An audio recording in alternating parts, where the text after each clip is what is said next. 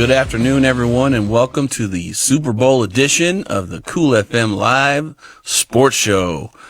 To my right here is Jon Berger. How you doing, sir? I'm doing great. Coach Baker and Coach Kevin Lassiter on the end down there. And we all decided to do our jersey. Well, John kind of had something going there. He's pulling off the Seahawks sort of colors, but my red we all decided to go with the our own favorite jerseys today and favorite unis. Swag, we'll say. And welcome to another, like I said, another good, incredible Super Bowl edition of the CoolFM Sports Show.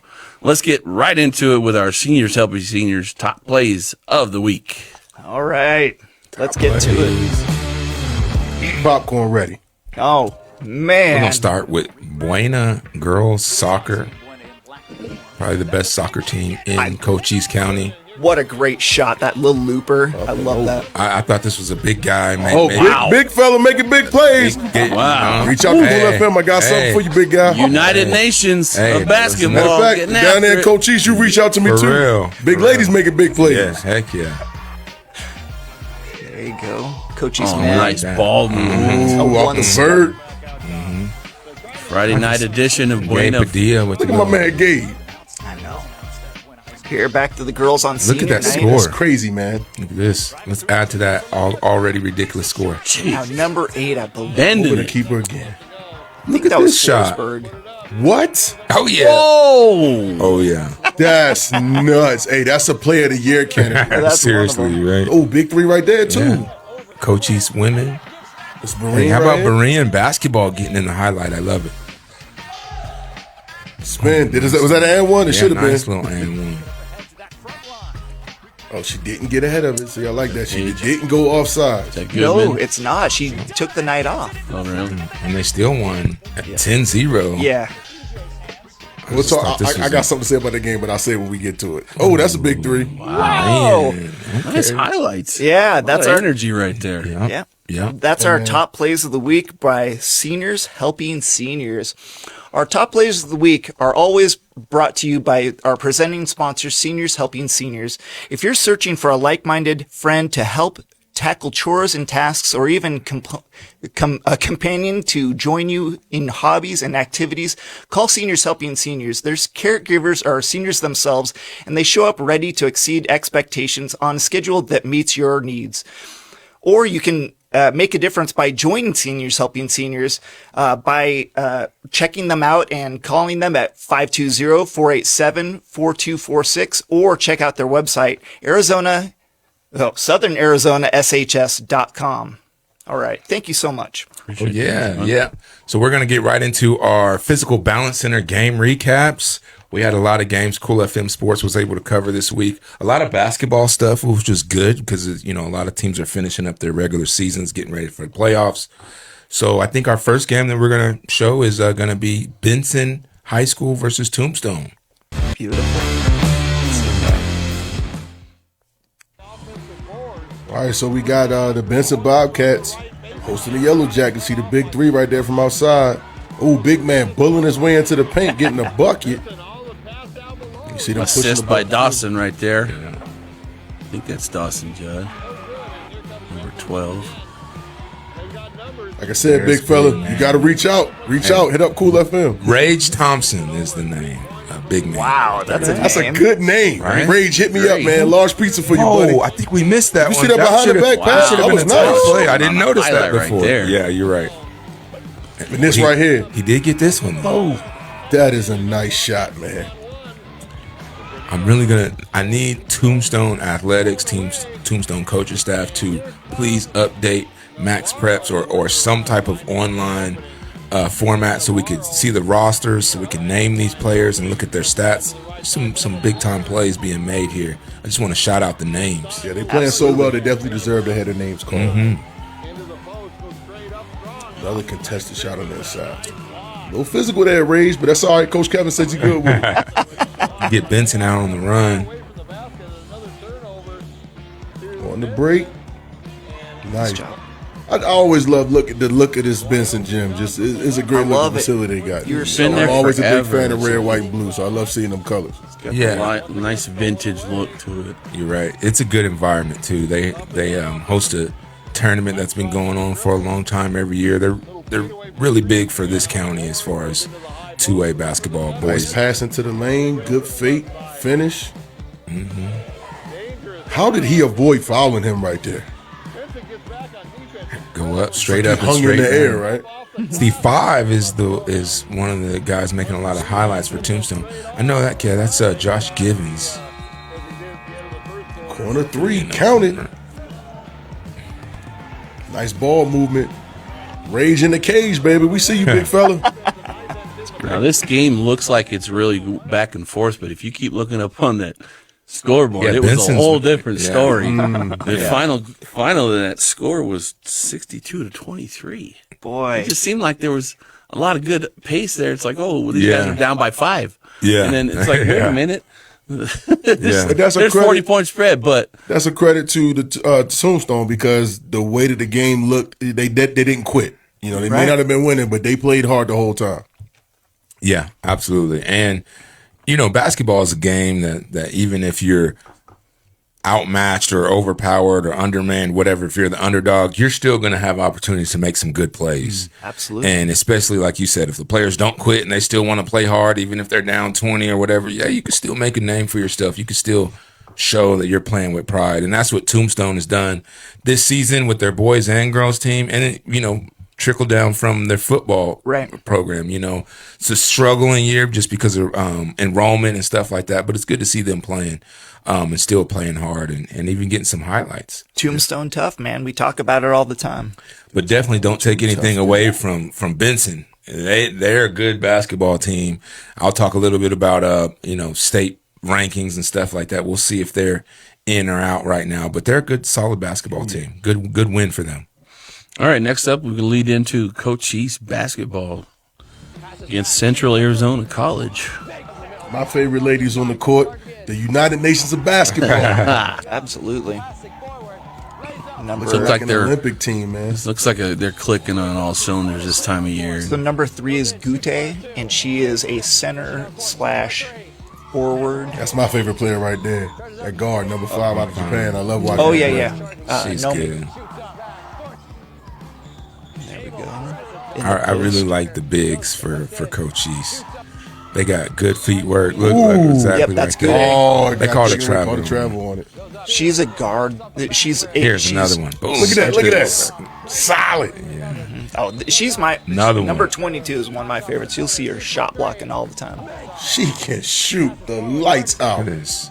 If you don't have size and length, Cochise girls are going to give you some problems. Because it's not just that they big, they can move. Right. They're very athletic, run the floor very well, and they can jump. It's not, a lot of times you see bigs that really can't jump. They just kind of use their height from the floor. Right. They can get up if they need to. So what you're watching right here is Great a passing, too. game that's going back and forth, and you can't tell, but because you can't see the score A lot behind of that. points but- got scored too, Right. right? Yeah, it was. It ended up being 79-73, but it was a total back and forth game. And then beyond that was the men's after that. And Yeah, I think we got that game next, right? there we go. Yeah. Look at that. Now, the men play a different. They play a style of just slashing and running to the basket. You'll see Right. these guys, a lot of quick passes. Two-handed dunk. And what you'll see in this game is Central Arizona. They play a lot of zone, so you'll see a lot of Cochise College's zone offense, and they're able to get open threes and layups. But going against their zone most of the time. So had a little bit more 10 success. plays in a row with great shot selection right there. Pulling up when you need to, but driving when you should. Yeah. And we know both these teams shoot the ball very well from the outside. Look at the bench getting up for that one. They knew it was going to fall. Yeah. The thing I really like I watching love that play watching right this Cochise College men's team, they're not, they don't have 6'10", 7-foot guys, right? And they play what you may want to categorize it as small ball.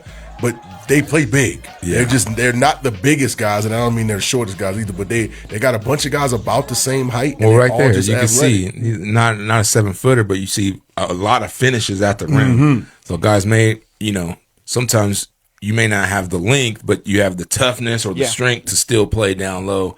And Cochise, college, they have a few guys like that, Right. that can catch a finish right near the rim just the same as a 7-footer would, even though they're only 6'5" or 6'6", So yeah, they end up winning that game 95-86. You talk about high scoring. Cochise was trying to get 100 in that game. Yeah. All right. Good stuff. Next up, we've got Douglas girls versus Amphi. We may have Buena. It Is may that be what it Buena is? next. Oh, man. I'm sorry, Dennis. Yeah, I no, skipped you're you. good. You're good. We're in action twice this week. Yep, this was our at first game Pueblo. this week at Pueblo.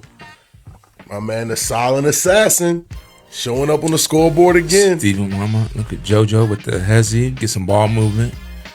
Adam Nelson with the 3. Nice. The 3-point specialist making a big play right there. Love it when Ricardo gets a rebound because he could just turn and push it just like that. Yeah, he's We got end that up getting a reverse nice Here's long again. Nice little layup for Steven. Some more defense turning into Good offense. steal by Booker. And see how he looks up ahead immediately when he got that ball. Very, very unselfish. They don't mind passing the ball to the guy that has the best opportunity to score. And it's great to see the big fella push the ball on that break there. Yeah. And he was the one giving it up this time. I just love the effort by Dawson Simon here. Shows that he doesn't give up on plays. He'll go get that and one there. And that should have been an and one. Like he got hit in the face there. Yeah, Good that, stuff. We were up big already in that game. I don't know, like 70-something to 30-something. So we weren't getting many calls there. But you see, even when you're up big, it's hard to sometimes get players to still play that hard with that type of energy. So it was good to see that. all right. Now it's Then we Douglas. played Nogales. One more. Yeah, we had 2 games. Two games this week. 2 away games. All right. Going into Nogales. Now, I'll tell you, it doesn't Nice look like they have mid-range very many ball. people there, but they had their band playing, and it was a bit of a, I wouldn't say hostile environment, but they seem to get a little bit some of the home cooking. Yeah. So it's always a tough place for us to play. Nice drive there by Gabe. That basketball arena Nelson, looks like the one three-pointer again. I grew up with in high school. Huge. Tap put back. It's Womback to Welker layup, Hey. alley-oop. Gabe back to back. Dude. From the same spot almost. Yeah. Still. Gabe really had a good game here. Led all scorers with 17. You see your big Gabe? Yeah, this court is just it's a weird Adam court Nelson because it's had got a that few dark ones. wood, Yeah. man, and those outer lines kind of match in with it. It's hard to tell where you're on the floor sometimes. Right. It's a hard place to play. That So you're looking, if right you see there. the white lines on the sideline, you think Yep. that's out of bounds. It's actually not. There's a maroon line more inside that's hard to see. But Ooh, that's a nice floater over a really big defender too by Gabe. Why use MJ. yellow? Well, when MJ. you see the score is not, I mean, this is still a competitive game, so guys needed to play hard all the way to the end. And they did. I didn't even get what the final score was. I don't remember. I know it was Colts by 11. Nice. By the end of the game. Like I said, Gabe led all scorers with 17. Thomas Welker also had 12 points. All right. Now we get to Douglas. The one we've been waiting for, apparently. Apparently, yeah. All right. Great job by these girls. So you're watching a game that came down to the wire. So as you're watching It did. this, yeah, it's a real tight one. That's twice right there for her. Did you do this game? Because I did not. I didn't put the score down, but I know that this I've got the game score. came to a 1-point game. Yeah. Yeah. So Amphi beats Douglas by 1 point, 33-32 in this game. And it's a shame because number one, the shooter right there, Renata Othen, she went off in this game. Like you can see, that's her on the assist. Wow. She's already hit 2 threes just on this highlight. I think she has some more coming. There it is. Boom. Just a phenomenal game. I think she's waiting. You see her with her hands up. You know what I'm going to do. Count it. Cash. Heads up play. Back. See, I like that because earlier you saw they were kind of working the ball through the big in the middle, and she was scoring, but then she felt the defense collapse, kicked it back out, get the 3. No stats input by Douglas, but you get a lot of stats by Amphitheater. So Right. Cool. Yeah, I noticed that because I wanted to see how much Renata had scored. Yeah. Because I've seen her hit so many threes on the highlight, and now I will say this: Amphi is a good girls program. So that's a tough loss by Douglas, but Not embarrassing, though. not embarrassing by any means, and probably one that they hate that they didn't win because they're on that borderline of trying to be a playoff team as well. Yeah, the Amphitheater is second in 4A Gila with a 6-2 record in conference, but they're 13-13 overall. Doesn't sound like a great record, but in region they're doing just fine. And they play better.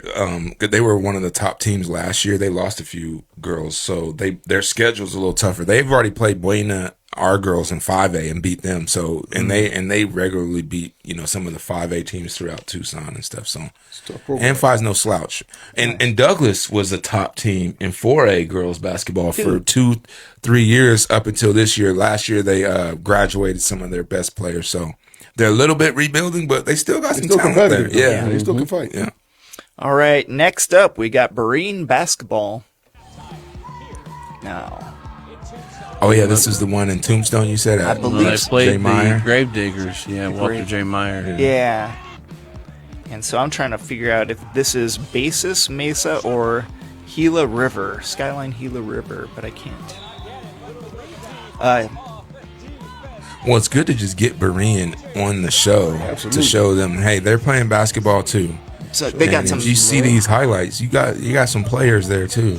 Yep, young man right there. A lot of. I was rebounds. looking at number 3, number 1. They all make some plays. Nice little pull-up jumper. So those people watching, we asked the athletic directors and schools to help us out. We're going to ask the fans and the parents to help us too. If you see your child on a highlight, please put a comment down with your child's name and jersey numbers. Yeah. Call their names out and give them the credit that they deserve. Oh my gosh, that's how we should lead the show. Yeah. Gosh, Kevin, I love that. Because he's making some contested shots, and number 1 is cooking with gas. It reminded me a lot of C.J. Williams Wow. when I'm looking at this highlight clip. Bucket after bucket. I like this one. He just steps back. I'll just pull this 3.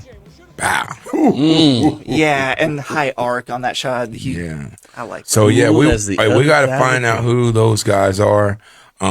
They deserve some love, and good to have their game on the network so they can get some live action. But for whenever they make these great plays, highlights, we want to say the name. So I'm glad you said that, Kevin. Hey, if you're a parent or friend, or relative, or anybody, you see some of these players, these athletes, put it in the comments or make a comment.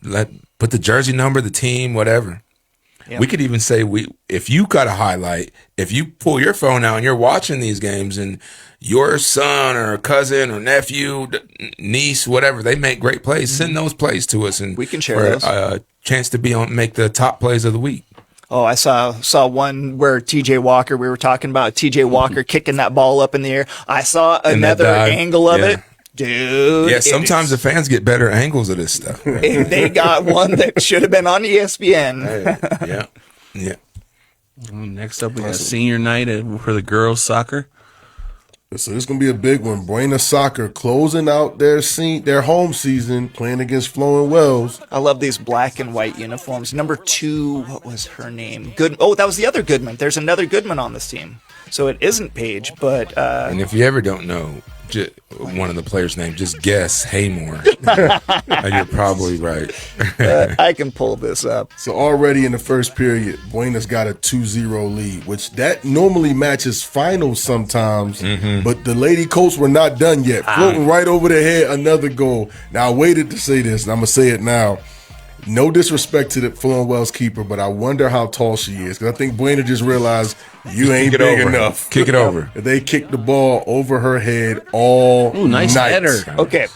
2 goals by Claire Goodman, 2 goals by Abigail Lewis, and an assist. So 5 points for her, 4 points for Goodman. From way out. Look how far she was out. Seriously. That's ridiculous. No, look, I think there's one even further. Maybe this one. Yeah. right here. Watch. It's going to come back down here to. Oh, no, that's No, not it. That's a field goal range, man. That's like a 35-yarder. Whoa. I love that they do that with the lights. Colts up 7-0. That's a No, nice it's this one takeaway. right here. She's Yeah. going to take it back. And then Don't tell me she scored some way out here. it's Yeah, from way out way. here, bro. Like right here. No, it's not Oh, this. with the Yes. angle. Yes. Oh, my Bended goodness. like Beckham. Seriously. But there's an even deeper one, I believe. So now we See, in going the other basketball, way. we would call this a fast break. I Yeah. don't know if this is Yeah, the same in it's soccer. the same. She was very smart in how she ran it because, you can't get too far ahead of the defense so you get called for offsides. And she kind of maintained right where she needed to be. Yeah. And then off the corner, oh, my goodness, 9-0. The Colts ended up winning that game 10-0. Yes, 10-0. That's like Yeah. a really bad baseball score, but they did it in soccer. This Lady Colt team is killing. The only thing that was flowing was the goals from the Buena Colts. Good one. They So, were flowing well. I've got a few things They were to say. flowing well. I've got a few things I want to say about this game. Okay, so Claire Goodman, 2 goals. Abigail Lewis, 2 goals. Maddie Forsberg, 2 goals. Perry, 2 goals. Hayden Perry, 2 goals. Olivia Kerr, 1 goal. And Haley Dale, 1 goal. The other thing I wanted to say was that game is 10-0, but they shut the game off. They were like, 10 goals, they're done. It was the second half, and they were only like 15 Oh, they have a minutes skunk in. rule in soccer?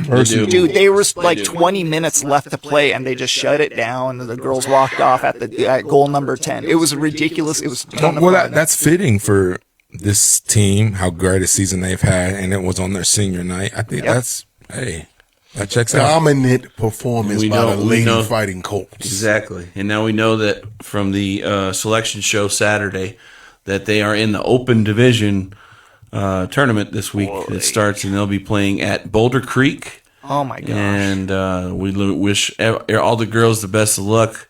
Coach and staff, everybody, safe travels up to Boulder Creek and take care of business up there. I think it's going to be Tuesday, Okay. the 10th. Okay. And of course, if you play in the open division, and if you get bumped out, you go back to your original, The 5A. your 5A. So we'll see That's what right. happens. 2 shots to try to win the Yeah, championship. we got several opportunities for these Well, girls. if you win that first one, Yeah. you're in the open for good. You Yeah. can't Right, go, right. but yeah. So good luck to the Lady Colts. And that wraps up all of our game recaps for this week. And next up, we have a quick ad read for Fyzical Balance Center. Fyzical Balance Center is a much more than your typical physical therapy clinic. At Fyzical Balance Center, they focus on improving your quality of life by using a holistic, whole-body approach to connect your diagnosis with a customized plan of care. Opened by Dr. Tap DeWong of Tap Into Wellness. Love your life with Dr. Tap at Fyzical Balance Center in Sierra Vista. Now we're going to cover some other games that not quite made the highlights, and I think Coach Baker's got a list of those games. Well, yeah. Sorta, maybe. Yeah, a little bit. I'll give some updates that are important to know because we're in the last part of the basketball season for everybody here. So all the teams are gearing up and getting ready for playoffs, or at least getting in their positioning for playoffs. So a lot of teams vying for it and right there on the bubble throughout Cochise County. So I'm just going to give a roundup a little bit on that. Let's start with the ALA boys and girls because they're probably the best team record-wise in Cochise County. ALA boys overall record right now is 15-3. They're 9-1 and ranked number 1 in conference. That's number 1 in the CAA Division II. Barely outdoing or not to be outdone by their girls who are 12-5. They're also undefeated in region and they're also the number 1 team in their conference. So that's 2 teams already that we feel confident have a really good shot at state championship here in Cochise County. If we go up to 1A, we also still looking good there because the St. David girls are currently number 3 in the state. Jeez. State 1A. They're number 1 in region. They're 7-0. Their overall record is 21-5. They have a legitimate chance at a state title. Tigers. And they beat some 3A teams. Oh, no, they've handled their business and done what they always do. Absolutely right. A Absolutely couple right. state championships in the last few years over there. So St. David boys are also doing well. They're ranked in the top 10. They're ranked number 10 in the state. And their record is 18-9. If we go up into our 2A, which is a lot of our Cochise County teams, we have a lot of teams on the bubble for both the boys and girls. I'll start with Wilcox. They're 20-6 overall, which is a pretty good overall record. 7-1. They're number 1 in the 2A South region.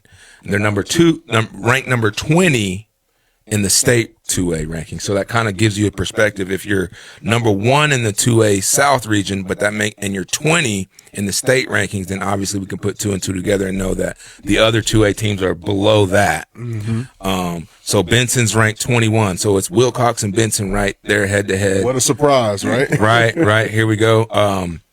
And then the girls of Wilcox, they're right there at ranked 22. The Benson girls are ranked 21. So Wilcox and Benson, both their boys and girls programs are like right there neck and neck, right there on the bubble of playoff contention. Looks like they're probably going to get in. Bisbee ranked number 35 for the boys, 18 for the girls. So even the Bisbee girls are still looking good right now. And then we'll go into 4A. We got Douglas. The Douglas boys are number 1 in their region. All right, ranked 14th in the state 4A ranking. So they're feeling good about themselves. I think they're getting ready for playoffs. The girls are 12-9. They're ranked number 26. All right, that's our 4A. Buena will be the team. The Buena boys will be the team representing 5A. And what's our record? I think we're 17-3. We're currently ranked number 10 in state 5A and number 2 in our region. So if I were to sum it all up, here's the top 5 teams in Cochise County based off of rankings. ALA boys and girls.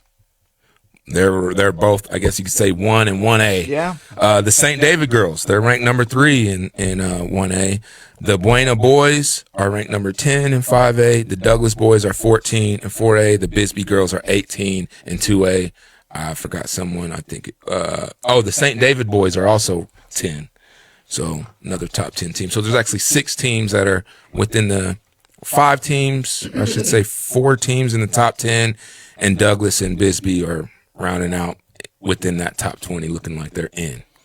All right, I'm going to go over a couple of the things we've got coming up this week as far as scheduling notes. Let me make sure that's It's a on. big week, man. It's Yeah, a lot dude. going on. So Buena, I'm going to hit the 3 Buena ones. So you've got Buena playoff soccer, girls soccer on Tuesday versus Boulder Creek. We just talked about that. Buena versus Desert View basketball on Tuesday, which Senior is night. Senior night. Yep. So got Final to come home out game. for that one.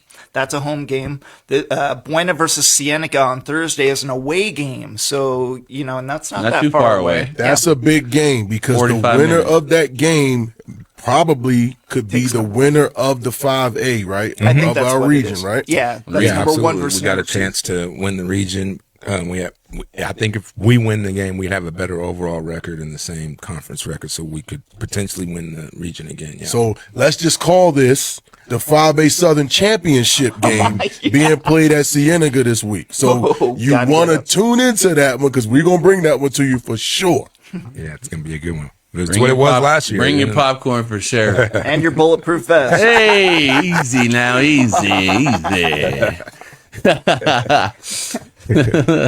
All right, let's get into the Prestige Remodeling Player of the Week. We're out here talking to these guys today about their signing, and this was signing week for college football, and signing day was Tuesday, so officially these guys have made their decisions, and they're going to share with us where they have decided to play at the next level, and we're going to talk a bit about what came to those decisions for these guys. So we're going to start with Mr. TJ Walker. He's going to My name is Latavis. Some know me as TJ, and I'm committed and signed to Western Colorado. What brought me there is the coaches, and then what the coaches told me about Gunnison and Western Colorado. Some may not know this, but I really like playing in the cold because it's just I run really hot, so I'm normally hot when everybody else is cold. And over at Gunnison they have a really, really solid team, and everybody is almost like brothers. Everybody's like family, and they do stuff outside of football. And I want to be able to experience that. Next up, we have Ricardo Brooks. Go ahead, sir. I'm committed and signed to Western Colorado University. What brought me there, obviously the coaches, and I got to talk to the players outside of the visit, and I felt like I belonged there. And like Gunnison is a small town just like here, so it's like I'm not really gonna I'm not gonna miss anything. Yeah, I like the campus a lot. Oh, I'm Cooper Cross. I'm going to Morningside University. And what brought me there was the location.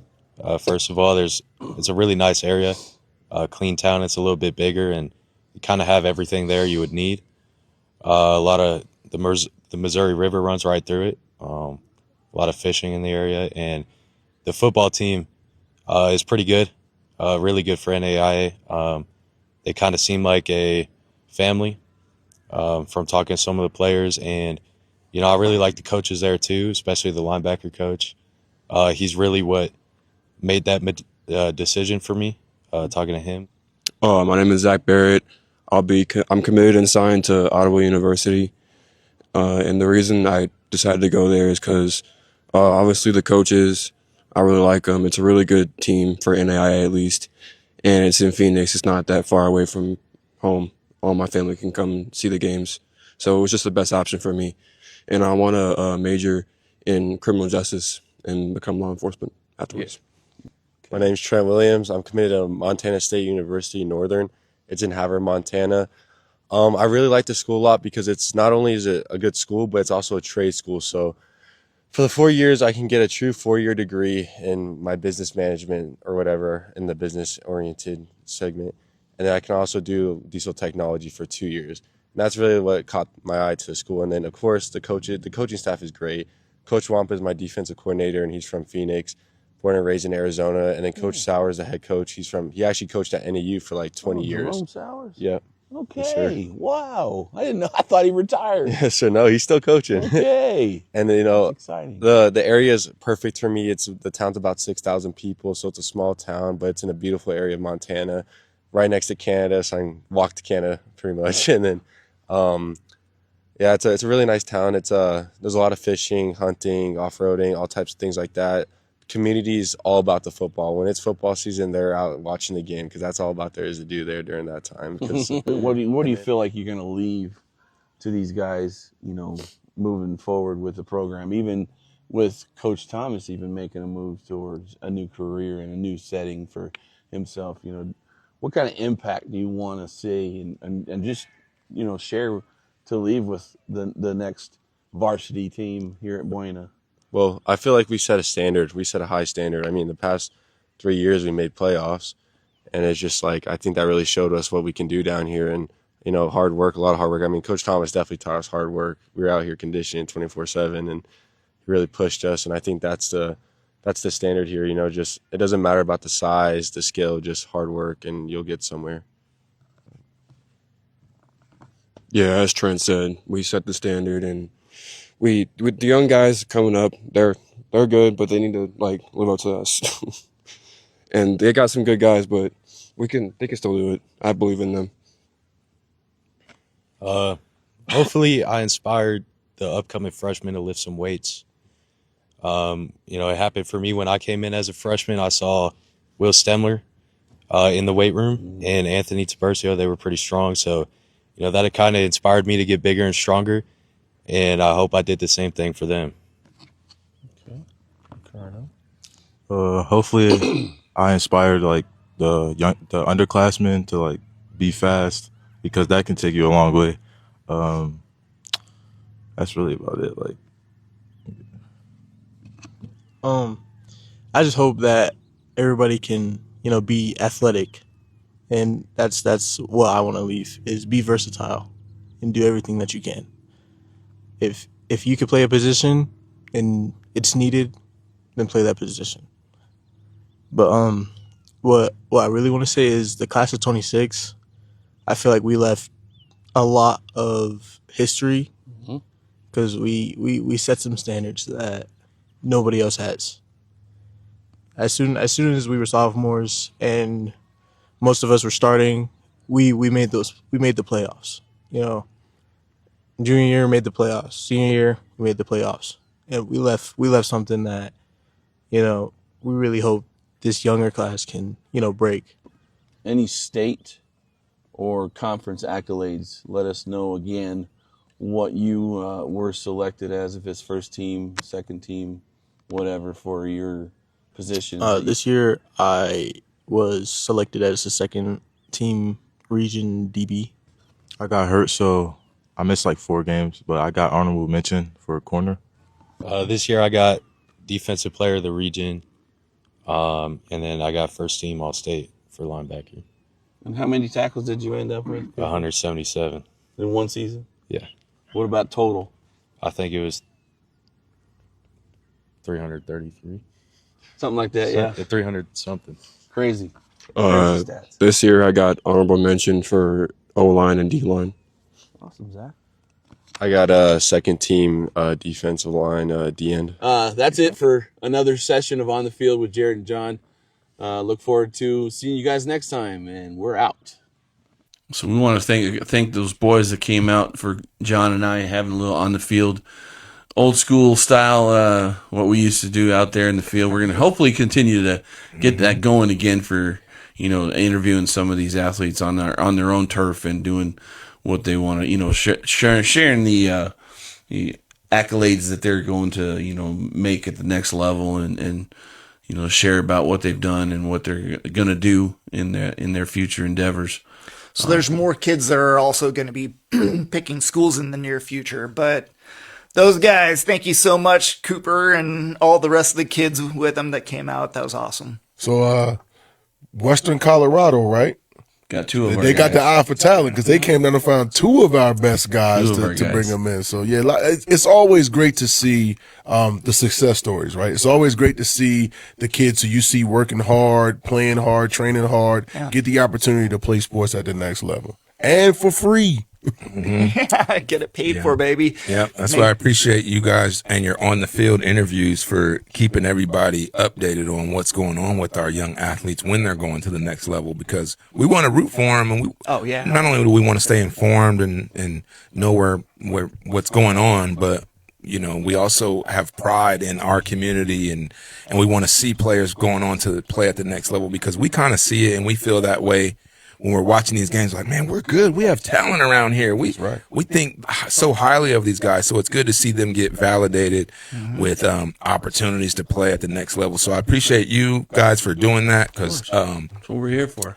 If not you guys doing that, it'd just be them or their own parents, shouting it out and stuff like that. But we got to, make sure they know they have a whole community rooting for them, and that they're representing when they go off into these other places. We love them very much. And they were very thankful at the end of the show when we were wrapping up. They were all saying thank you to CoolFM and all the coverage that they received throughout the season. So yeah, that's a big plus too. Very humble, very kind kids. Yep. All right. So yeah, well, that was our Prestige Remodeling Player of the Week. Well, just give a reminder that Prestige has pioneered a visionary approach that empowers exceptional service, reinvigorating the fundamental principles of customer-centric service. As a licensed general contractor, including plumbing and electrical, they proudly cater to both commercial and residential needs. Visit them at prestigesierravista.com. Thank you. Next, we'll get into our Fyzical Balance Center local sports news. I love it. With our local sports, you guys had a chance to talk with a new coach in the area. We had the distinct pleasure to interview Coach Chris Determan, the new head coach of the Buena Varsity Fighting Colts football team. It was announced last week that he would be coming on board as the head coach. That decision is still pending school board approval, but the athletic department has given him the nod. So yeah, Coach Determan coming on with many, many years of experience. Well, welcome everyone to another segment of local sports news here on the CoolFM Sports Show, and we have a special guest today. Officially, unofficially, we'll go ahead and just say the names have been laid out and the decision's been made by the athletic department at Buena High School. We do have a new head football coach. Coach Determan, welcome to the show. Well, thank you. I appreciate it. And congratulations on your next step into your football coaching career. It's going to be fun. Yeah. So give us a little bit of a background, if you would, with your coaching philosophy. You can go with your line, and then what your philosophies may be going into coming up with the season and what you're going to be doing. So. Just overall, I mean, number one, excited for the opportunity to be a part of the service community in Buena High School. To get to be with guys like you on a Sunday, that's good stuff. But overall is just trying to get these kids, if they want to move to the next level, is try to get them to move to the next level. But if they're not, basically to make them into good men and good people. When they get out of the football program, the goal is that they're going to be good men and they're going to treat people right and do what they have to do to be successful in life. I mean, that's kind of the whole philosophy of what we want to do. Is life's going to throw curveballs at you. Football does the same thing. Let's go have a good time and learn how to adjust those things and be a better football player and a better person. And that's the whole goal of it. I love that. It's outstanding. So, let's give a little timeline background of where you've coached and how many years, if you want to go through that, and then making the transition to 5A from 2A. And, so go ahead and go through where you've been throughout the coaching career. Sure. So, graduated college. I went to Wall, South Dakota. If you ever heard of Wall Drug, that's where I was at for 2 years. Head coach there.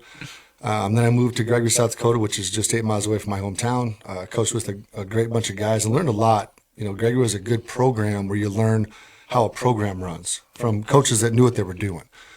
Spent 5 years there. And then my wife and I took the move down to Benson to 2003, I think it was. A long time ago, actually. I was there for 19 years. Had some success, and then went over with Coach Thomas in Buena for the last 3 years, and we've had some success there too. So hopefully that success continues on, and we can continue to have some good kids and some good football teams coming through this city. I've got a question. What position did you coach? What year? Oh, I get good. So, most recently. So realistically, when you start out as a head coach, you coach them all. I mean. In a small 9-man school in South Dakota, you're coaching every position. You've got coaches that are there, but you're doing pretty much everything. As far as when I came to Buena, we did a little bit of quarterbacks, did offensive line, did defensive backs, special teams, a lot of different things. But at the end of the day, that's kind of the way it's well around. You got to have guys that can do a little bit of everything, and that's what I'm hoping some of these coaches that we have on our staff can do as well. Is hey, let's put you in a better spot that might make us more successful by moving you to this spot or that spot, or what's your best position for you? We don't know all that stuff yet, but hopefully we'll get there at some point. It's about development. I love that so much. So I think it's cool for Buena for Coach, you're not new to the staff. You just new, sitting at the helm, it's going to be your ship to drive. So, being that you were a part of the team and the coaching staff this past season, could you name a player or two that maybe were unsung heroes from the 2025 season? A lot of those guys were overshadowed by guys that are really good. You're talking about, a Lujan, a Thomas. I mean, it goes down the list. Trenton, Cooper, all those guys were great football players.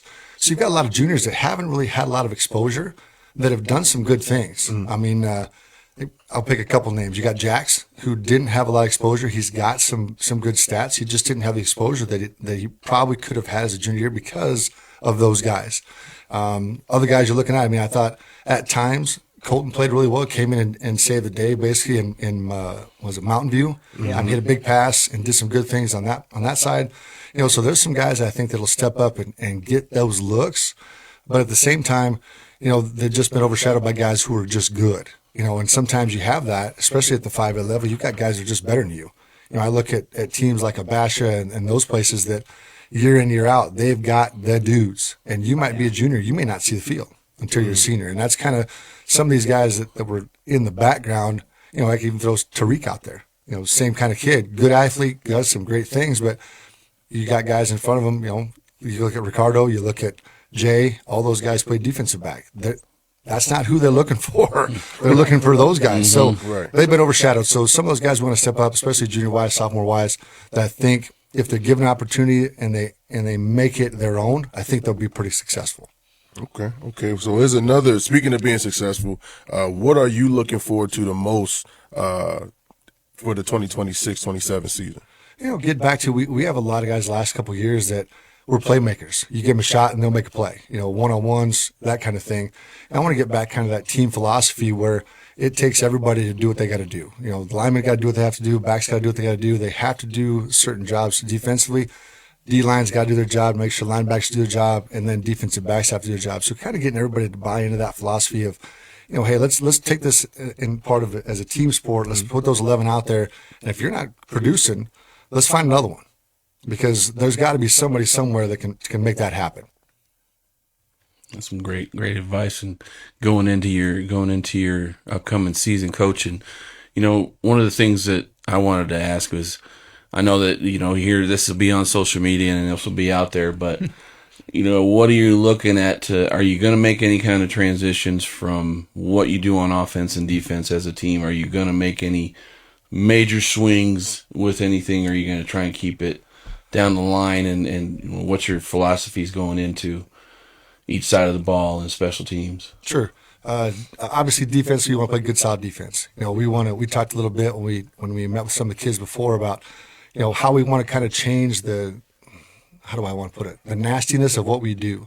I mean, as a coach, as a player, you want to see kids score touchdowns, and that's fantastic. But really what you wanted to do, what I showed up for a football game for, was I want to see somebody get smoked. That's what I wanted to see, and I still like that philosophy. So if we can instill some of that into these kids as far as, hey, this is what we need to do. When you get there, you need to bring bad intentions with you. That doesn't mean we want to hurt kids or we want to do anything like that. We just want to come out. We want to play good, solid, physical football. And that's kind of where everything draws from. Offensively, there'll be some changes. I mean, there always is. Some of the premises when I was helping with the O-line, we already have been kind of installing some of the different rules and different things that are going to fit what we do moving forward. So hopefully that's an easier transition. But there's always going to be a transition as far as anything you do. So, hopefully the kids will figure that out real quick, and we'll try to make it as simple as possible, but yet be effective to do the things that we need to do at this level. All right, Coach. You're on defense. It's 4th and goal from the 20-yard line. What kind of defense are you running? Something to stop whatever they're doing. There's not a right or wrong answer for this one. It's one of those where, what do you feel like when you're going in? Sure. Number one, you have a defensive and OC coordinator for a reason, so you got to trust those guys to make the right call. Obviously, with its 4th and 20, it's going to be a little bit deeper. You don't want to play too deep. You don't want to play a whole bunch of man stuff. You're probably going to play, more of a base defense kind of look. Try to take away some of the stuff in the end zone and make them catch it short. You don't want to put 7 guys in the end zone and just say, here, go get it, and then you have a problem making a tackle at the 5. That's not going to work either. So it'd be more of a base, and then, maybe bring a delayed blitz off the back or off the side to try to get more pressure on the quarterback if it's a throwing team, which I would assume they would. But at the same time, make sure you're locked up in your zones and what you need to do, whether we're playing zone or man or whatever you think that they're going to run. So, and some of that will be predicated on what we see, prior to in film sessions. What do they like to do? What's their go-to thing? So that would help us make a better decision as far as moving forward on that type of a deal. I love that answer, Coach. Thank you. So, Coach, what's like the central theme of like your coaching philosophy? What's the thing that kind of everything else branches from when it comes to how you execute everything you want to do as a coach? It comes down to your core values. When you get right down to it, we've talked a lot about different things as far as with kids and with parents and stuff like that. But we talked a lot about there's 4 core values that I believe should be in order. You go God, family, school, and football, and it's in that order. So if you got something going on, you have this, that, or the other, you got to make sure and take care of it. Football is last, but at the same time, it's important. But you've got kids that have things going on all over the place, and you have to be able to work with them and deal with them and try to figure out what they are. But the other one that comes with it is accountability. You better be accountable for what you do and how you do it. And if you make a bad decision, that's going to come back onto whether it be during a play or whether it be in your life. You just made a bad choice. Now, what are you going to do now to fix it and get better? Awesome. Okay, Coach, one last question for myself. I want to know who your favorite athlete when you were growing up was. I'm a big Broncos fan, so I was a little bit disappointed when they got beat last week. It is what it is. But, so when I grew up, it was John Elway. When he came out, he had a baseball identity. He was going to go play baseball or football, and it was great to watch him play. I still think about the drive and the things that happen and those types of things. And those are guys just going out and making plays and having fun. So, and I like the Orange Crush defense. I like seeing that nasty side of football. So those are things I like, which is, I kind of like, I got a buddy of mine that's a big Seahawks fan, but I like the style that they play in the backfield and up front as far as defense goes. But at the end of the day, that was the guy. I grew up close to Mile High. I was either be a Denver fan or be a Vikings fan, so I chose to be a Denver fan when Elway came in. So Good choice. that was where it went. But but it's been fun to watch all those guys. We had time years ago to take my son up and watch a game and just be in Mile High, which was a lot of fun. And as far as a game environment, it was a lot of fun for us. So, a lot of good memories that were up there, but that was the guy. Yeah. Watching him do his thing. So My favorite Bronco is probably Atwater, and then that's probably my number one. I really like Champ Bailey too. I like those defensive backs. Guys that brought the thunder for sure when they still- were on the field. still have visions of Atwater coming up and hitting Okoye. Yeah, it broke my soul, broke my childhood. Thank you for that. Happened. Somebody stopped him? Yeah. Yeah, I mean, if he had run into this brick wall, he would have probably gone through Shifted it. it. I'm not joking. Like, that's how much momentum. I mean, brick wall, but wow, that's Well, we really appreciate you taking a little bit of time of your Super Bowl Sunday and coming out and sharing, what you're going to be, putting forth with these guys. And I know you've already had a parent meeting. I'm sure that it hit off well with everybody. And, I'm looking forward to seeing the continuity and the new approach and the new program that's going to come get laid out in 26 on the field. And we're excited to be following you and doing everything we want to, give you full support with. And, we'll be seeing you a lot. We'll be coming to talk to you quite a bit. So you'll get used to us or tired of us, whatever we want to say. But we love that we heard when I heard the news the other day. I was like, this is going to be a special thing to see because I'm looking forward. I know you're a hard-nosed football mindset. And so I'm just looking forward to seeing that. And there was a lot of compliments from the boys that we interviewed yesterday, and everybody will see that interview later in the show. But the guys that they like TJ's and the Ricardos were like, yeah, the tough love we got from Coach D, and he would break us down, but he'd also build us right back up. And that like you said, building these young men into fine young citizens and men is what it's all about at the end of it all. So. exactly. So we got just try to build off of what Coach Thomas brought. I mean, he took a program from years ago. Where it is now. I mean, I was on that staff. Trust me, it was something difficult to get through, but something special to see it turn around too. Right. So the start's there. I mean, the foundation's there. It's just a matter of tweak the foundation, move it a little bit, and then moving forward. I think it'll be a lot of fun. It'll be fun to watch. So hopefully we can get things going the way we want them to go, and we can have a lot of success moving forward. That's outstanding. Well, Coach, once again, we really appreciate you coming, taking a little bit of time and sharing about your upcoming seasons and career here in the next step you're taking with the head football coach at Buena High School. So we're looking forward to seeing the blue and white getting nasty out there for you. So that's right. That's good. I appreciate you guys letting me come on and talk a little bit, and I appreciate the questions. Thank you, Coach. Had some breaking news this morning. Our girls team, I think we had 2-3 wrestlers this year for our female team, and Kelty Canaston, which has been on a previous show with John and I when she was coming in as a freshman 2 years ago. Kelty Canaston won her weight class sectional title last night. Yeah. So she's going to be getting Kelty. That's huge. that's a huge one for her. So she's had a phenomenal season. I think she had like 4 losses total. And she's in one of the top weight classes in the state of Arizona. So nice. She's going to have a chance of getting a very high seed and making a deep run into the state championship, and might even win one. I mean, that family itself is full of athletes. Her mom is a world champion in jiu-jitsu. I mean, they do incredible work, and she's been on the mat since she could put on a pair of wrestling shoes. I mean, she's been after it. She's nasty and she's good at it, and she's just mastered her craft and continues to get better. So hats off to Kelty. And then another one real quick. I saw last night that Portland State upset Sacramento State, and there was some key shots made by a certain lady by the name of Encinas. that played at Buena for a few years back, and she is now making some headlines at Portland State. So She's a Viking. She's playing a Division I basketball up there in Portland and doing some exciting stuff. Another so salute. Yeah. another shout out to Encinas, doing some great work out there with her team, trying to get a run into maybe a conference title or share of it, and getting into the NCAA. We'll see. In the So dance, huh? always here to shout out our local kids, and seeing that stuff pop up, it's like, man, we got to get that out there for them. So, Yeah. hopefully they can see this back home and they can watch it and say, oh wow, look at they were saying something about you. So that's what we're here for. Right. If anybody's going to, we will. Exactly. So Brought to you by Prestige Remodeling. Here we go, buzzer beaters. All right. Which order we gonna do this in, guys? I think we're going. Are we going, Kevin? Or are we going?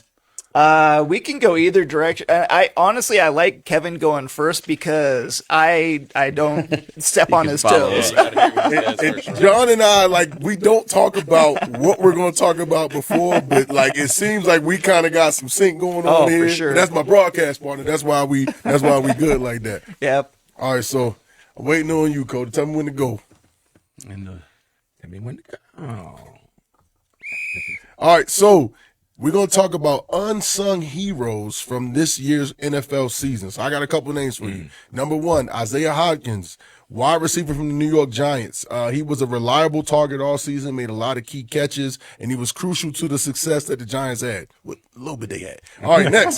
Zaire Franklin, linebacker from the Indianapolis Colts. He consistently made tackles, and he played sideline to sideline all season. He's another guy that just shows speed and great coverage skills all over the season. Rashid Shaheed, wide receiver from the New Orleans Saints. He was a deep Seahawks. threat all season, and he was a return specialist that helped them all season. All right. Trey Hendrickson, this is a name that you probably know from the Cincinnati Bengals. Great play on the defensive line. Khalil Herbert, running back from the Bears, key offensive player for them. Dawson Knox, tight end for the Buffalo Bills. Huge for them. And then lastly, Javon Hargrave, defensive tackle from the 49ers. Dang. All those players made big contributions for their teams. And yes, they're not playing today for the NFL championship, but they helped their teams be successful this year. So the one for the New Orleans Saints got traded to the Seahawks. And So he will be playing He today. will be playing today. And wow. he's my favorite kick returner. Wait, which one was this? Shaheed. Rashid? That's Shaheed. yeah. Rashid Shaheed. He is No, that was a good list. Yeah, I mean, that was so awesome. was that Trey list Hendrickson. of I love more like underrated guys, or Yeah, that's You know guys what that I'm made saying? contributions, big contributions to their team, but maybe weren't finalists for their particular skill Positional group award, awards, yeah. positional awards. But their teams and their fan bases probably know who they are because their names got called a lot during broadcast this year. yeah. So those are guys due for a big payday. Yeah, Shaheed. Well, Trey Henderson just got paid. Henderson did get paid. That's why he's the most He's showing recognizable everybody that he earned name his money. on there. Because sometimes you pay a guy and they stop showing up. But Boy, yeah. Trey did not. Trey still Tell me balling about out there for the Bengals. Good stuff. All right, my buzzer beater, I'm going to keep it NBA. I'm going to talk about the most important updates in the NBA. I'm going to go ahead and get started. Let's just talk about NBA news, the trade deadline, because that's where we are right now, where we just passed it. That's the most exciting part of the NBA right now. No one really cares about the games right now. But I will say it was kind of a letdown a little bit. Maybe that's how some of the dark, deep NBA fans are feeling because there was no Giannis trade. He was probably the biggest name in this whole thing, biggest domino that never actually got tipped over. There were some smaller trades. I'll talk about those first. Kuminga finally got traded. Buddy Hield to the Hawks for Porzingis. Jaren Jackson got traded to the Grizzlies. The biggest trade was James Harden for Darius Garland. I thought that was big and kind of questionable. Also, AD, Anthony Davis, to the Wizards for Chris Middleton and a bunch of other players that you probably don't know. Yep. And that puts a lot of more emphasis on that Luka trade. Like, what the heck? You Traded him traded for for bag AD, of shit. and then you trade AD the next year. I will say this about Wizards, though. It's interesting because now they got AD. They also picked up Trae Young in an earlier trade this season. And they're sitting both of them Yeah, one of for them the was gonna- entire for the rest of the season. Wow. So they're probably going to be in the lottery again. Hey, let's see what's cooking. They got a little trust the process stuff going over there in Washington. We talked about this before. One thing I don't trust is the NBA draft lottery. I just- know. I don't No, you can't trust it, but anytime you have, a Trey Young and a Anthony Davis, and you're sitting them so you can lose games and you're not going to be good, somewhere you're going to get a good draft pick. This is supposed to be a real deep draft, too. That wouldn't fly in the NFL, though. There's so much more pride in the NFL. The NBA, they just give up. I agree. I agree. You know what the difference They is? blow it up. Teams blow it up way too much. But you know why? 82 games, Yes, man. That's that's so right. long to play. Like, we know we're going to be bad for this long. Oh, you know what? Just go ahead and hang it up. 100%. I use all my self-discipline to not use the derogatory nickname that, Anthony Davis got from one of my favorite guys to watch, Charles Barkley. I won't say it. I didn't hear it. I want to, but I won't. The brow? You're not going to say street clothes, right? No, I would never say those two words about that player. No. I didn't. I never heard him call him that. That's that is his thing. But I think the bigger issue is just with the NBA. That's why the trade deadline is so big every year, and it gets exciting because they play so many games. Mm-hmm. How are you really going to be excited about game 34 and 35? And it's like, well, we have this trade deadline, and then the teams buy into it because they're all on this bubble of, are we blowing it up? Right. Or are we trying to reach and go get somebody that's going to help us, cross that line of championship? Play in or play off instead of being play in. Right. They want to be, top 5 teams that have a legit chance to win a championship. Yep. My issue is that I think the teams give up too quick. It'd be one thing if, like you said, you're bad and you don't want to be bad for all these, all 82 games, and it's tough. You want to get better faster. But it's the teams that are good that are maybe not the top 3 teams in the NBA. But if your team 4 through 10, you're still pretty good. You don't have to blow it up and try to reset everything because you didn't win the championship. Yeah. But that's just my opinion. No, I agree. I totally agree. All right, Jared, let's see it. All right, this week is as we prepare for today, the Super Bowl. Another special part of this week is Are we ready? Okay, now we go. This week is when we release out the next Hall of Fame inductees. Mm-hmm. So shout out to Drew Brees, Mr. Larry Fitzgerald, Luke Kuechly, which was something that was going to be an amazing one. Adam Vinatieri was really cool to see that one. The Golden Boot. Yeah, exactly. Winning all those Super Bowl titles with the Patriots. And the senior candidate this year coming into the Hall of Fame is Roger Craig from the 49ers back in the 80s run of the Super Bowls that those guys made. So huge shout out to those guys. And it's just neat to see how they're, they go to their house and surprise them. It's pretty neat how the NFL gets involved with all that. And, we'll have to see. Some people are saying someone got snubbed here and there, but of course, that's just life. Things are gonna happen. We'll get there someday. So shout out to those guys making Canton, and they'll be enshrined on August 8th, this upcoming preseason. So maybe y'all can help me because I should know this as a sports guy. But how does the Hall of Fame work? If you don't get in first ballot, don't you stay on the ballot until you finally get in, or you just eventually fall off? There's a number of years that after so many years, if you don't get in. You can't get in, right? So you get 4 years to be on the ballot, and if you don't get in those 4, then you're not on the ballot no more. How is Roger Craig on here? Well, it's different eras though. So they have like if you, for example, like a Luke Kuechly. So you have to be retired for 5 years to be eligible, right? And then in that group that he's eligible with, it's like the modern era players, right? And then if you don't get in there, you kind of slide to another category where you'll be in guys that played in a different era. But remember, there's like a line of people waiting to get into the Hall. Right. Yeah. So the longer, if you slide from your era to a past era, you got to wait a really long time. And that's how Roger Craig ended up. He's going in as one of those kind of nostalgic. He's a name that's resurrected. I love Roger Craig. He was amazing running. But he's not the Hall of Fame. I love Roger Craig too. I actually liked the 49ers back when he played. But I'm saying, like, when he retired 5 years ago, was he not on the ballot, or was he on the ballot and didn't get in? Well, basically what I'm asking is Bill Belichick going to be on the ballot next year again? He absolutely definitely will. He's getting in next year. So that's why we give credit to first ballot Hall of Famers, because you're just like, hey, the first time you were eligible, you were definitely in. The reason why Belichick didn't make the Hall of Fame this year was because there were so many people that didn't want him to be a unanimous Hall of Fame selection, a bunch of dudes were like, well, we don't want him to be unanimous. He's clearly going to That's be petty in this to me, year. but- And everybody mistook it. So at least 11, if not 12 of the voters voted wrong. Yeah. Sorry to say it. And when you talk To to me, some that of them guys, it sounds conspiracy. well, theory. some of those guys. So there's two like conspiracy theories. One is that Robert Kraft was going up, and Kraft didn't want Belichick to go in with him or before him, right? That's one theory. The other thing that was said is some voters were interviewed, and what they said was, "Well, I thought you were going to vote for him, so I didn't." Yeah. That's what That's what he's saying. Yeah, because the unanimous, they didn't want him to be unanimous and then because too they hate many him people so said, much. "I'll be the guy that don't vote for him." Yeah, And then let's be honest, like Bill Belichick has never been like the guy that everybody loves in the media, right? I think he earned more praise after he left the NFL than he got while he was in it. And it's not that he was a bad coach; he's just always been kind of a prickly guy. So super prickly. And there's a long span of time in that where they won a Super Bowl, and then there's like a 10-year spot where they didn't win a Super Bowl. They went,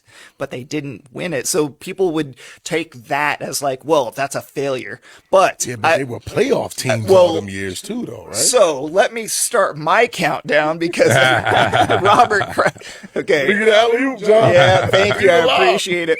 So the Hall of Fame, the Hall of OK, does it again. Wow. The sports writers of the NFL don't like the Patriots, apparently. And so, like you guys were saying, Robert Kraft didn't make the Hall of Fame the same year Bill Belichick. So both were up for it and both got snubbed. So let's say Robert Kraft, 32 seasons in the NFL, only 9 times did he miss the playoffs, had a 17 consecutive 10 game winning seasons, and he went to 11 Super Bowls in 32 years. Pretty good. Okay, NFL awards really quick. CMC wins Comeback Player of the Year. Offensive Rookie of the Year is McMillan. Defensive Rookie of the Year, Schlesinger over Imanwari of the Seahawks. Offensive Player of the Year, and Jigba over CMC, dude. And then Garrett over Will Anderson. He was a unanimous voter, 50-0. And then you got Vrabel as Coach of the Year over Cohen, and MVP Stafford over May in the closest vote ever, 24-23. I'm sorry. How far did I go over on that? Remember, we called it here. We weren't paying attention. We called it here that Mike Vrabel was going to be the Coach of the Year. We said it here first. Yep. Good job, guys. Are you surprised by the MVP? No. No, I The guy figured put it up would. some incredible numbers. And you also consider the And- strength of schedule. True.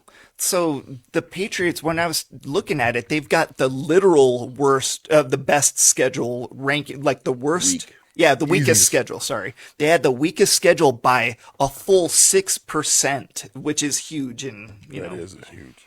yeah, when it's 36 to like 40%. So, Stafford definitely deserved it. And Jigba over CMC, that's the questionable one. I love Njigba, but CMC, man, he put up some pretty sick numbers. I think that was one of those they didn't want to give the same guy 2 awards because he got comeback player as well. So look, you got this one, you can't have the other one. Can't have offensive player of the year. Well, yeah. I wonder. I feel like this year for the NFL has been an interesting season because the hype machine of the NFL and the marketing machine, it didn't go in the way that they would have wanted. Like, so true. You want your big. The NFL is hyped up at this point. You know, Josh Allen and Patrick Mahomes, even Lamar Jackson, Burrow, especially. Like they want these guys to be playing in the Super Bowl. They want these guys to be winning MVPs and stuff because that's what's driving the fan. You know. Marketability of the league. Yeah. So I even though the league is all for parity and all for, you know, everybody having a shot, I don't think the organization of the NFL, not the competition organizational part of it, but the business organization part of it didn't want Sam Darnold in the Super Bowl or, you know, even it's not as marketable as some of those other names that you maybe know of more. It's like watching the Pacers versus Rockets. It's like, you know, it's a championship, but we're not really gonna I'm glad you brought that analogy because the same thing happened in the NBA last year. When it comes down to like the Thunder and Small market teams. and who was it? Why am I drawing a blank on? Thunder, Indiana. Yeah. Right. Yeah, down in the paint. where it's like, oh man, we really wanted Anthony Edwards in this game. Man, we really wanted LeBron and Luka and these guys in this game because it would just drive the entertainment part of it. And I think even with Denver Nuggets, Jokic and SGA with the Thunder, they're just not the most exciting superstars that the league Marketable. has You're that totally are marketable. So I wonder how the NFL feels about that because even with this year, outside of Myles Garrett, I think Myles Garrett is a superstar talent and everybody loves kind of watching him play. But the MVP and some of the top teams in the NFL were not the Hollywood favorites. Right. And I wonder how the NFL business side feels about that. Yeah, they're going to be having to make some adjustments to that for sure. Because even if the whole thing with Sam Darnold, the guy went 14-2 last year for another team. You're right, and now he's in the Super Bowl. Pay the man already. Like this guy has proven to you he's a starter. The NFL is in the market of selling these. Oh well, yeah. Right. And Sam Darnold don't push a lot of those. No, but you're right. That should be the issue. Is like why not? Why isn't the NFL like promoting guys like that more? I think sometimes they go all chips in on some of these younger guys that they anticipate are gonna do things, and sometimes it just doesn't work out like that. Yeah. You got Josh Allen, who never was a star-rated player in high school, and he walks on at Wyoming and then becomes who he is. And then you got Shador, man, Pro Bowl quarterback. It's amazing. Let's talk about that for a second. How did the Browns end up? Well, we know how, but the Browns end up with two guys that played. I'm sorry, not the Browns. It technically was the Browns. Two Pro Bowl quarterbacks coming out of that franchise. And remember, Joe Flacco started the season in Cleveland, right? They traded a Pro Bowl quarterback. Right. Crazy how and they benched another Pro Bowl quarterback. Yeah, obviously the Pro Bowl is not what it used to be, but to be fair to Shador, what is he supposed to do? Not go or not accept it? Have to. To be fair, like you're saying, you have to take it. But and to me, it is a slap in the face to the organization that you played for. Like, hey, somebody must think I'm pretty good, whatever. But yeah, no. Well, Lawrence didn't get it. Like they took Shador over Trevor Lawrence. I think that's really kind of like everybody's like. Oh, well, I think it also comes down to do guys even want to do it, right? I mean, a couple years ago, it was Tyler Huntley ended up getting to be a Pro Bowl quarterback because so many other guys declined it. And I think that's probably due to the nature of what the Pro Bowl games has become. Right. Mm-hmm. So my opinion, I think let's just name all-stars. Select guys as all-stars and let's just move on. Yeah. Because this whole let's have an event, I'll be honest with you, I'll watch flag football, but I'm not going to watch NFL guys play it for fake. Do you want to know when they stopped playing in the NFL? The Pro Bowl is when Robert Smith broke his knee or tore his ACL playing flag football during the Pro Bowl game in that beach games they used to do. Yeah, they would play like a little flag football 2-touch game, and Robert Smith of the Vikings at the time, he was an amazing running back, blows out his knee, and then the next year they started going, oh, you know what? Maybe we don't play that hard anymore. Yeah, no. Once I saw if you guys remember, the safety Roy Williams played for the Cowboys. Sure. He was a friend of mine. We went to Oklahoma together. Linebacker. Nice. So it's part of the reason why I'm even a Cowboys fan today. But he would make Pro Bowls, and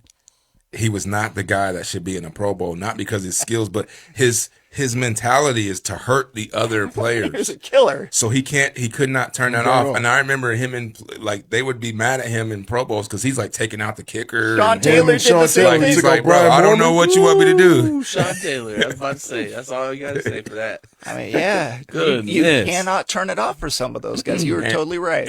So it's like, what's the point of having defensive tackles, linebackers, defensive ends that are their whole what makes them great is their attack mindset, and then put them in a game where they're not going to do that. It's not going to be the same.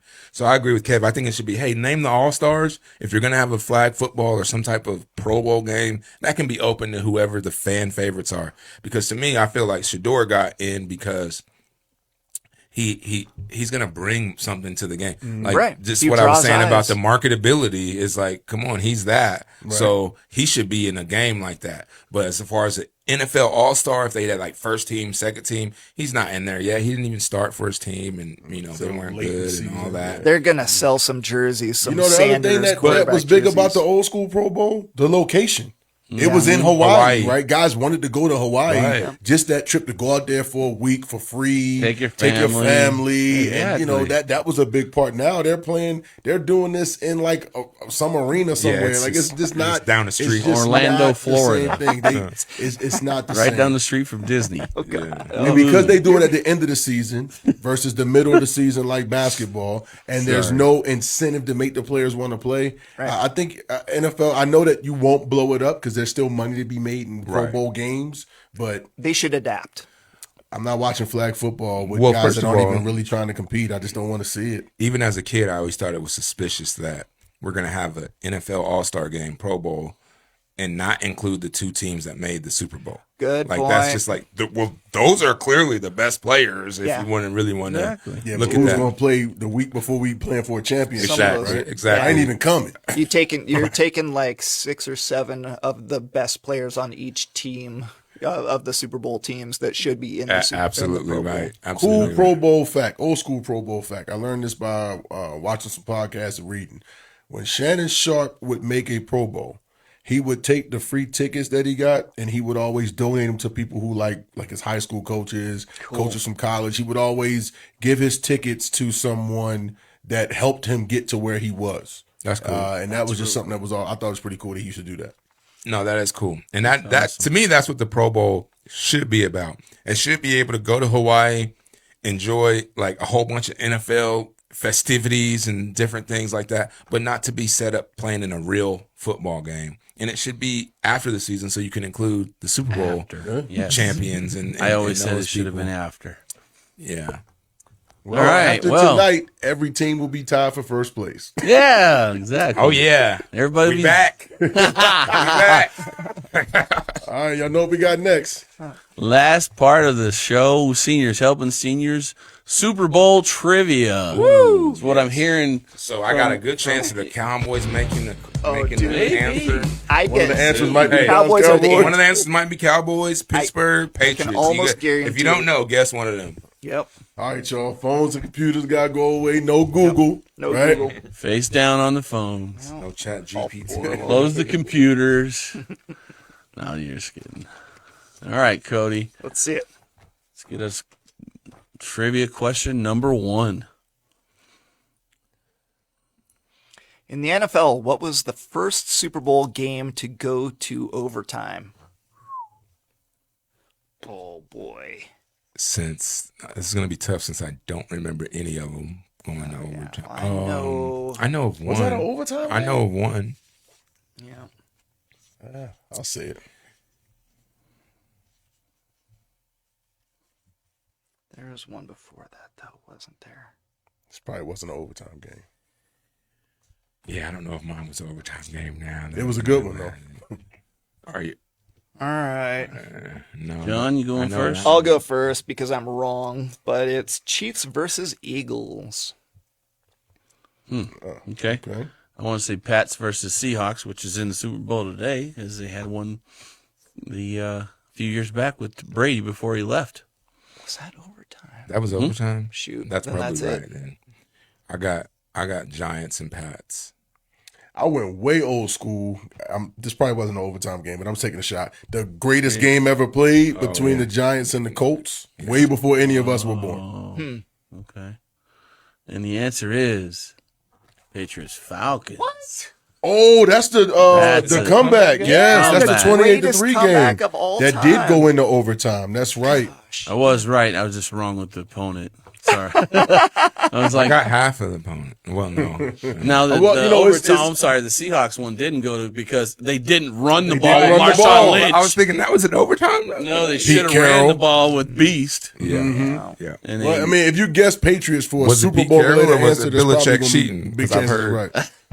I heard Belichick cheated on that one. Yeah, They knew the play. They should have ran it anyway. They hadn't tackled Marshawn for a know the loss play all on game, that. You right? can know the play. None of us Can you get stop one the there. play? Thank you. Okay, we got some question number You know, two. he probably still think about that every day. In the NFL, what is the Super longest Bowl. made field goal in Super Bowl history? Oh, Super Bowl. jeez. Yeah, I know this one too. I'm gonna say the player's name, but I know his name.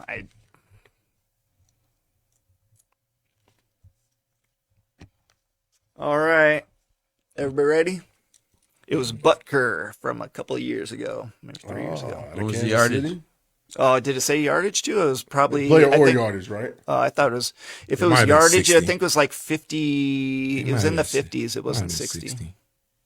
Player or I yardage, did yeah. Vinatieri. It was definitely Butker. Yeah, I said Adam Vinatieri too. I want to say it was the guy from Denver. He's in. Jason Buffalo. Elam? Elam? No, you're talking Prater. about the one with the long, That Prater? big leg. Prater, yeah. Prater He did hit have a one big for leg, 63. I can't remember when. But that was a But in regular the Super season, Bowl. though. yeah, it was. I mean, but you got it. Whenever it's Denver, it's a little bit of asterisk on it because they got the thin air up there. And Right. You can kick the ball from Right. longer. That's- It's like a dome almost. That's why they double down and try to get kickers with big leg. Yeah. All right, see what the answer is. Harrison! Harrison Butker. There he is. John gets John one. on the He board. better get that one. That's his team. Man, yeah, you're a Chiefs guy. You I should know remember that them one. saying it, and I'm like, oh, great. Well, we get that record. Cool. I just noticed your shoulders are totally disappearing. It's the little piece of green on the Seahawk I got jersey. one too. What's The happening? screen don't like it. Back to the Future's like happening in disappearing. Yeah, real I'm life. disappearing. Somebody went back and told my parents not to meet each other. Oh goodness. All right, question number 3. What player has the record for most receptions in a single Super Bowl game? That one is. What is This is I'm probably not right, but these are all my I'm gonna guesses. try this one. I've been slipping on this trivia lately. What is his first name, though? Shoot. Oh, good guess. See, you're in the right park. Yeah. Oh, Larry Fitzgerald. Oh, Plaxico Bird. Yeah. I think Go ahead, John. Ward. Oh, you know Hines who Hines it might Ward. be? You know who it might I be, said honestly? Plaxico Could be Hold on, Santonio Holmes. Oh, Hold that on. might be I You didn't know guess who him, it could though. it be? who? I said Larry Fitzgerald. That was my second pick. Who'd you go, Dennis?